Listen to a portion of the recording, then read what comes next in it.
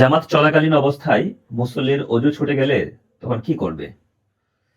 জামাত চলাকালীন যদি কোনো মুসল্লির অজু ছুটে যায় তাহলে তিনি তৎক্ষণাৎ নামাজ ছেড়ে দেবেন এবং অজু করে এসে আবার নামাজে শরীক হবেন। তো এটাতে সংকোচ হতে পারে, সংকোচ হওয়াটাই স্বাভাবিক। তো এক্ষেত্রে কাতার ছেড়ে বের হওয়ার সময় হাত দিয়ে নাক ঢেকে বের হতে পারেন।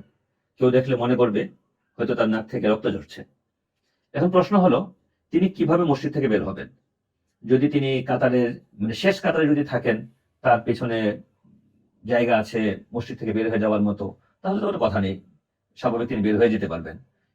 কিন্তু যদি তিনি সামনের দিকে থাকেন, তাহলে কি করবেন? এমত অবস্থায় তিনি কাতারের মাঝ দিয়ে বের হয়ে আসবেন। কাতার পিছনে কাতারের মুসল্লিদেরকে একটু ফাঁক করে তাদের ফাঁক দিয়ে বের হয়ে আসবেন। যদি প্রয়োজন হয়, ডানে বামে যাওয়ার যদি প্রয়োজন হয়, তো সেটাও যেতে পারবেন, অসুবিধা নেই।